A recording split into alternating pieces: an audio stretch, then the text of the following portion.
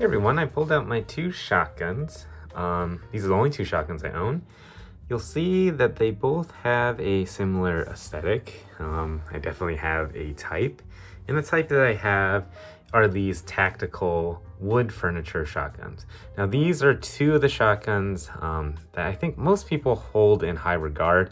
They are time proven. They're both very reliable. They've been used in the military, used in the police. You really can't go wrong with buying one or the other. This video is just to kind of show off the wood furniture versions that you can get from them and then compare the differences and the features between the two. Now there's been many videos done by other gun tubers. Nuttin' Fancy has this 15-year-old video about these two shotguns, and they go super in depth. This is just a kind of an overview and just kind of a show and tell of the two shotguns that I own. Okay, before we kind of go into history, I just want to talk about the history of these particular two shotguns.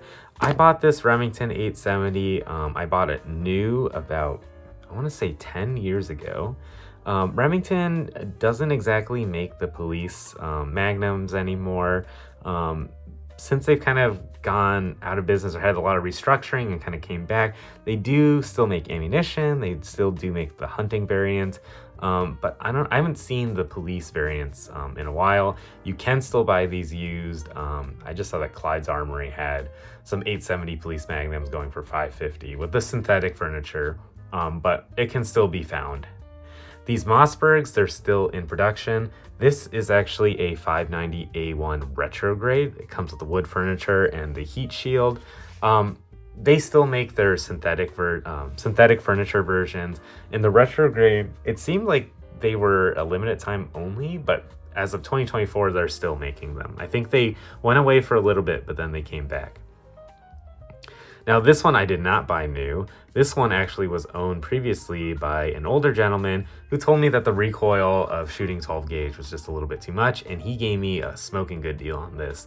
I think I got this for like $650, which is like an okay deal, but he sent me about, I would say $200 worth of buckshot with it. So I got a pretty good deal on this one in particular.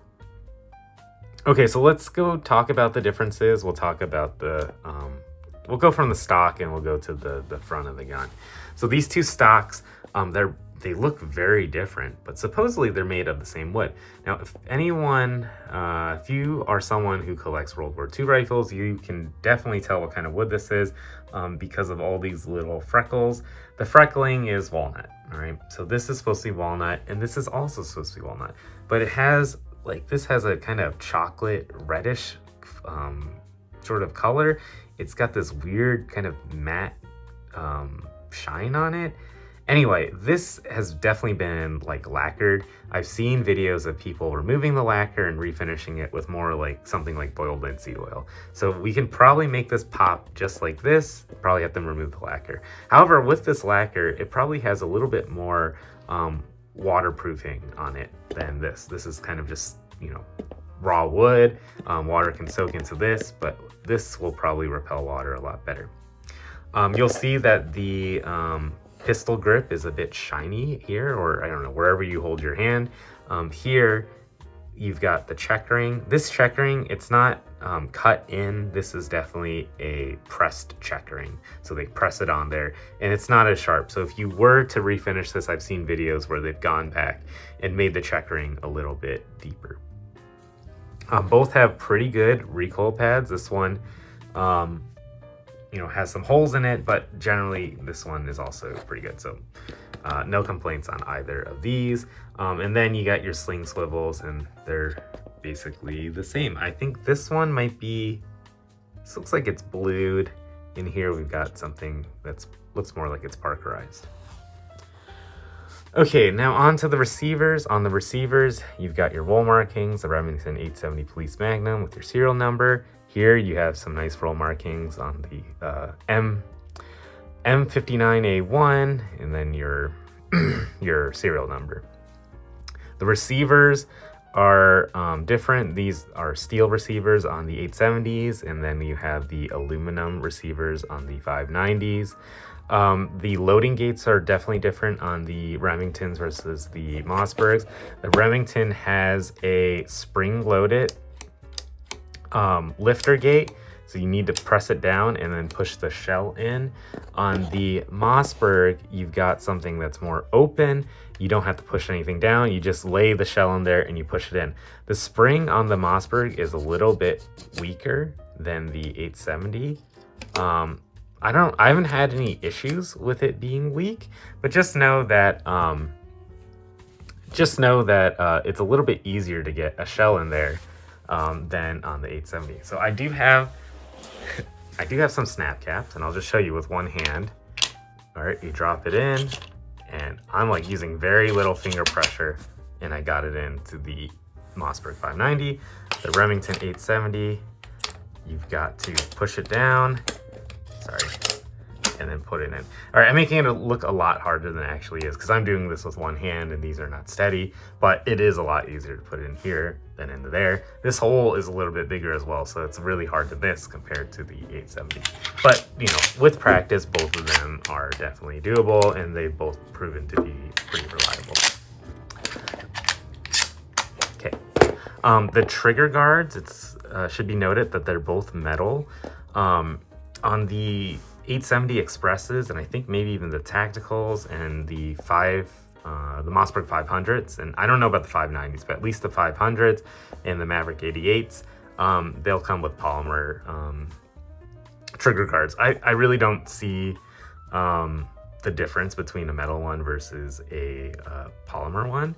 I think the polymer ones are probably just fine functionally. Okay, on the top of the receiver, you'll see that the 870 is pretty bare. Some of them have been drilled and tapped, but this one in particular has not. If it was drilled and tapped, you could add a rail on top of it. The 590A1, while it has ghost ring sights on it, they are drilled and tapped for rails. So you could put a rail on there, you could put a red dot on here. That's pretty nice. I've also seen people, what's really interesting, I don't know if you can do it on some of these receivers, but I've seen people mill it out and then make it, make a spot for a micro red dot or like those pistol red dots or an RMR. And that is really nice because you can get real low to the receiver. Generally, you're looking your eye level on the receiver, especially on this 870, because it has this little bead in the front. So if you had a micro red dot right there, that could be pretty nice. I don't even know if you could co-witness, but that would be pretty cool. So speaking of the sights, yeah, you have this ghost ring sight on the back of the 590. You get this big old dot with the protector leaves on there. And then on the front, you've got this raised sight with a little bit of orange paint. Now you could paint whatever you want, but that's just the way it comes out of the factory. Now the hand guards are slightly different, but you can see also that the same lacquer is on the 590, and then the 870 is more of like an oil finish. The 590 has this heat guard. So you don't touch the barrel. I don't know, I think it just looks really cool on it. The 870, I actually have a second barrel that I've used for trap, and that's one thing that's nice about some of these shotguns is you can disassemble it, change the barrel out really easily, and then use it for something else. On the front of the gun, here on the 870, this 870 actually, I originally bought it with just the cap that allows it to have, I think, 4 rounds, but this is a 2 or 3 round extension tube. I think it just looks cooler with the extension tube. The way it works is you add this on, and then you have this part here that kind of clamps on the barrel, gives it a little bit more stability. They do make this, let's see, this 590 has a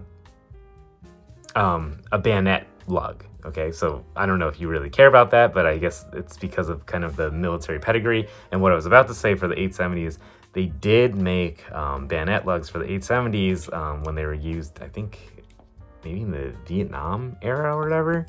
But those are super hard to come by and they're very expensive. So you're not going to be able to put a bayonet on your 870, but you can put a bayonet on your 590. Now, should you actually care about that? I have no idea, but just because I have a bayonet laying around here, I will just show you how you put it on. You know, it's similar, but instead of it going around the barrel, it goes around. Sorry, I'm trying to do all this with one hand. Come on. There we go. Goes around the tip of your magazine tube. So, pretty cool. So yeah, these are my 2 shotguns. I'm gonna show a little demo of me, speed loading it. I'm just gonna show you that you can put the round into the ejection port and then load it. They reload about the same speed. I think you can train with anything. When you're using the gun, in particular, the controls are slightly different, but both can be trained around. With the 870 on the bottom, you have your slide release here, meaning it releases the slide. So when it's loaded, you can unload it by pulling that slide release. The thing that's different on the 590 is that the slide release is right here in the back. So why does that make a big difference?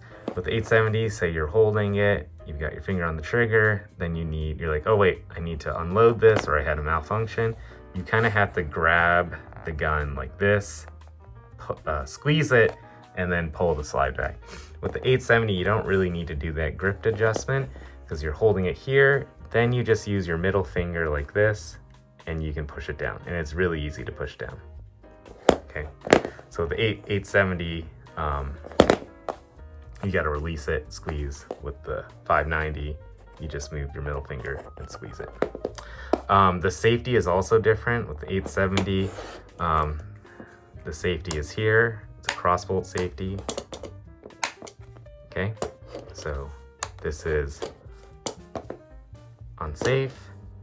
You push it, not unsafe. On the 590, your safety is on the top, so it's unsafe. Take it off, safe. Yep. Okay, so I would say this is a little bit more ergonomic with the safety being on the top and the slide release being really close to the trigger guard. The 870 has the safety here and the slide release there. Definitely can train with it, definitely can get pretty fast with it, but this out of the box without training is a lot easier to use. I'm not really going to talk too much about the internals. Both of them are pretty proven. I think this has 2 extractor claws and this has 1 extractor claw. I haven't had any issue with the 870 versus the 590. So these are both, working pretty good for me. So anyway, those are the main differences. If you're looking for a wood variant of these shotguns, this is what you're kind of looking at. These retrogrades can still be had. And the cool thing about the retrogrades, it comes with these heat shields that have been pretty sought after for the last 20 years. So Mossberg is finally kind of releasing them. Too bad they're not releasing them separately, but you can get them with the retrograde. These 870s, to find the wood variants, you're gonna have to pay a little bit more, but you can get the 870 Police Magnums from Police Trade and shotguns. They might be a little bit beat up, but if you see one in the store and you can actually kind of cherry pick them, this is not a bad shotgun as well. And then on top of it, using it for home defense, I've used these also for trap shooting. You don't use, you have to get a replacement barrel, but the barrels are super cheap. I bought one for $100 on eBay and, it got the job done. And I don't really like trap shooting all that much. I'd buy another gun if I really want to do it enough, but at least, to have fun with your friends, you can definitely do that with one of these shotguns. So anyway, if you like this video, please consider giving it a like. I am gonna probably refinish this stock at some point, and I'll probably make a video of it. Someone has already done a video, but it's nice to see someone else's example and see how it turns out. So if I do refinish the stock, it will be on here. So please subscribe if you want a notification that that is going to be made.